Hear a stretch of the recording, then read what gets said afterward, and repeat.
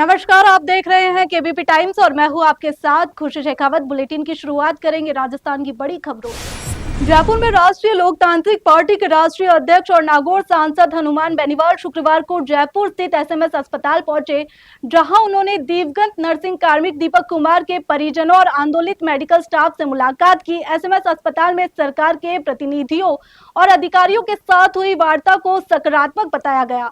चिकित्सा शिक्षा आयुक्त BL Goyal, SMS medical college के प्राचार्य डॉक्टर दीपक महेश्वरी सहित पुलिस प्रशासन के अधिकारी भी इस दौरान मौजूद रहे। सांसद बेनीवाल ने दीपक के परिवार की मांगों पर अधिकारियों से विस्तार से चर्चा की।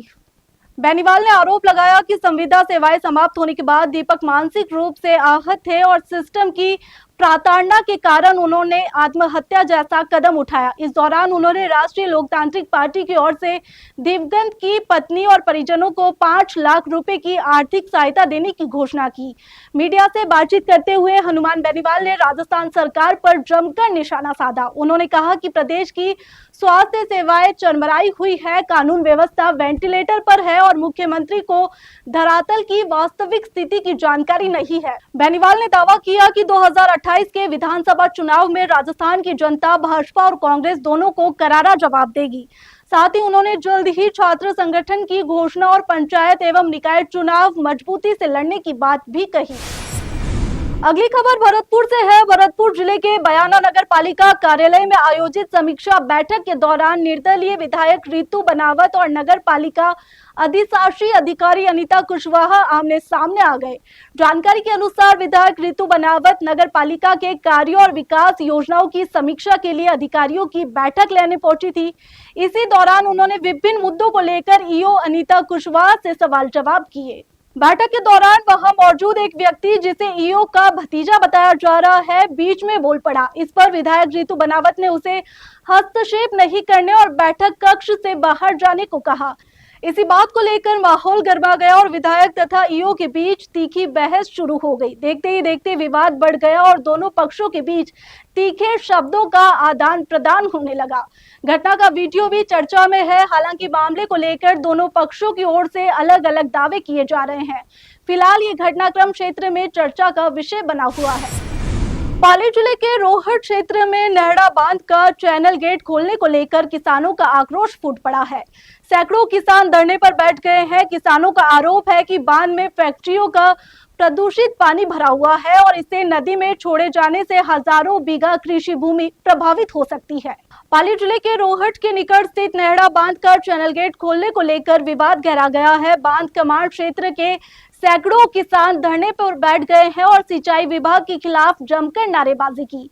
किसानों का आरोप है कि नहड़ा बांध में फैक्ट्रियों का प्रदूषित और दूषित पानी जमा है, जिसे अब नदी में छोड़ा जा रहा है। उनका कहना है कि इस पानी से आसपास की कृषि भूमि बंजर हो सकती है। किसानों ने दावा किया है कि पूर्व में भी हजारों बीघा जमीन प्रदूषित पानी के कारण प्रभावित हो चुकी है।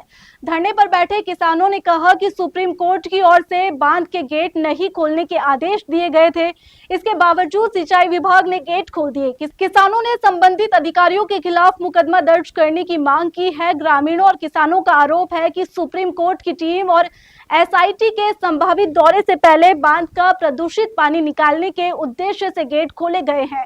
फिलहाल मौके पर किसानों का धरना जारी है और प्रशासन की ओर से स्थिति पर नजर रखी जा रही है।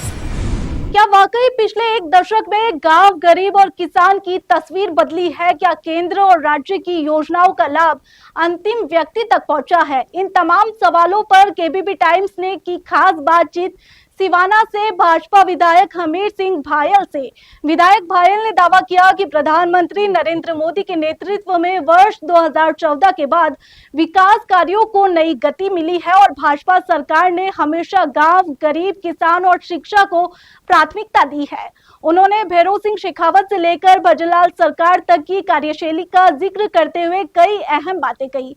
देखिए हमारे संवाददाता से बातचीत में क्या बोले विधायक हमीर सिंह भायल। हमारे साथ हैं सीवाना के विधायक हमीर सिंह जी। हमीर सिंह जी बहुत ही पुराने भाजपा कार्यकर्ता और समर्पित कार्यकर्ता हैं और विधायक के रूप में इनके क्षेत्र के अंदर विकास की कई ऐसी नजीरें हैं जो कि पूरे बाड़मेर बालोतरा जिले में ही नहीं, पूरे पश्चिमी राजस्थान में एक जिनको नहीर मान करके लोग दूसरे विधायक जिन्हें से प्रेरणा लेते हैं।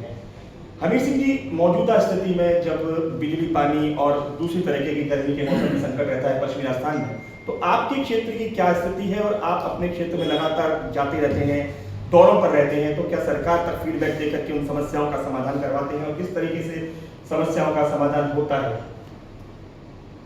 आपको ध्यान है कि भारत और राजस्थान, हमारा देश आगे बढ़ रहा है आदरणीय नरेंद्र मोदी जी 2014 के बाद में, और आपको ध्यान है आज़ादी के बाद में जब भारतीय जनता पार्टी का शासन रहा है, गांव गरीब किसान से लगाकर पूर्व पश्चिम उत्तर दक्षिण से लगाकर एक सामूहिक सबके साथ में न्याय हो ऐसा विकास करने का कार्य भारतीय जनता पार्टी ने किया।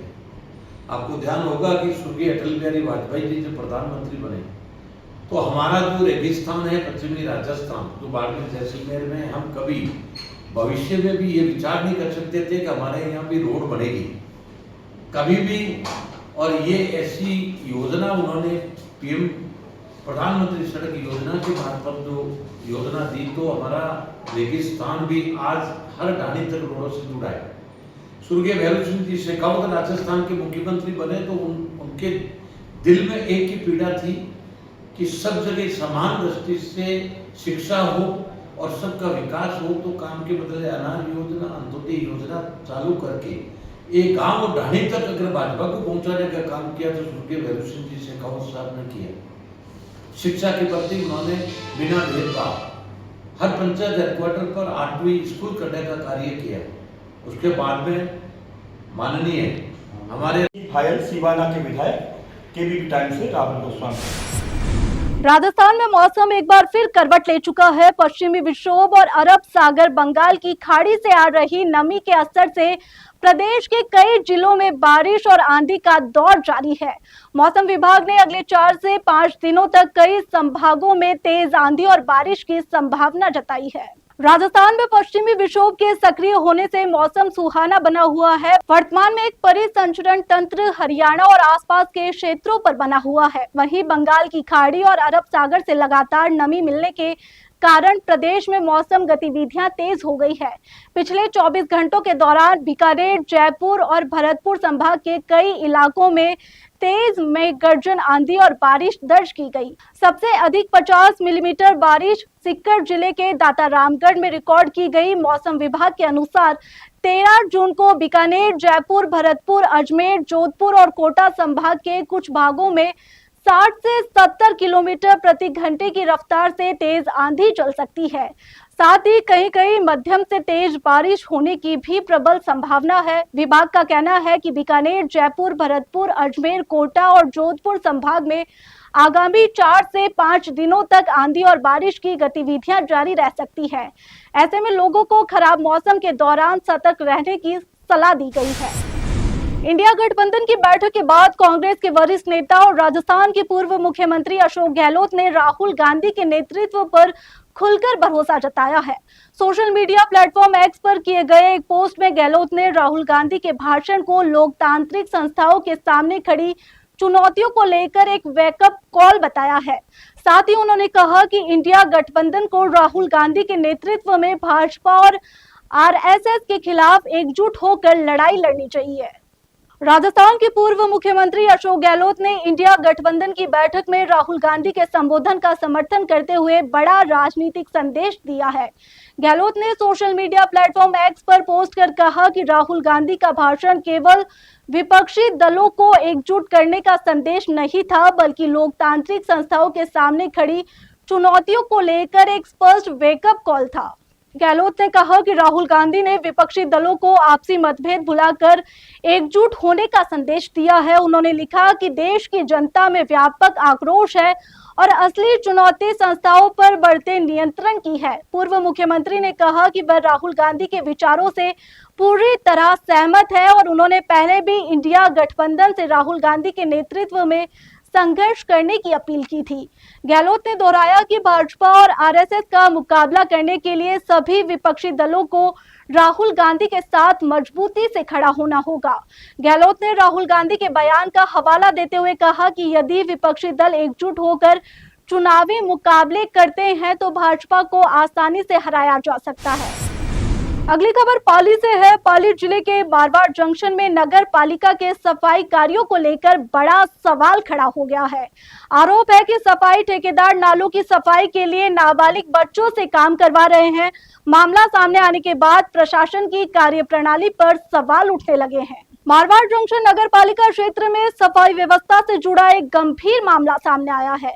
आरोप है कि सफाई ठेकेदार द्वारा नालों की सफाई के लिए नाबालिग बच्चों को लगाया गया है, जिससे बाल श्रम कानूनों और सरकारी नियमों की खुलेआम अनदेखी हो रही है।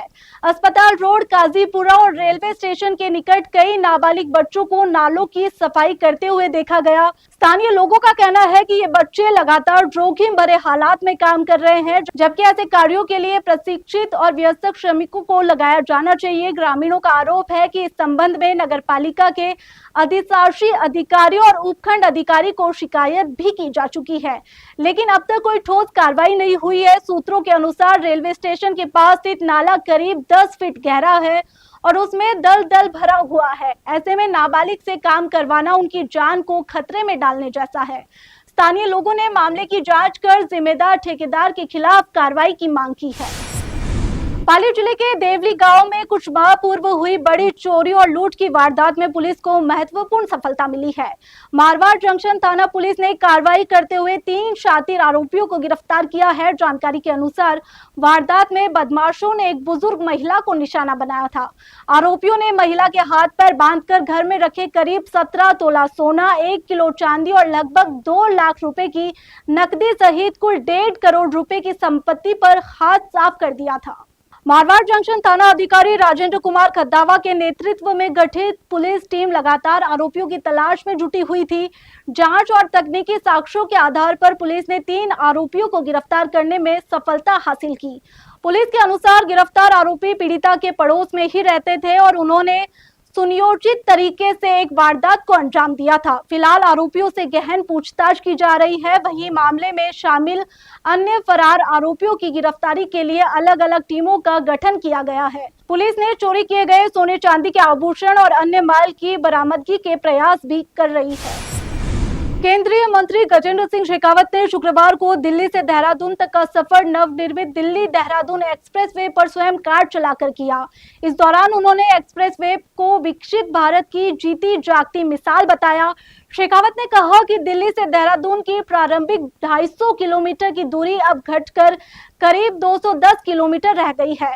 पहले जहां इस यात्रा में 6 से 7 घंटे लगते थे, वहीं अब यह सफर करीब 2.5 घंटे में पूरा हो रहा है। उन्होंने इसे सिर्फ दूरी कम होने का नहीं बल्कि सोच और व्यवस्था में बदलाव का प्रतीक बताया।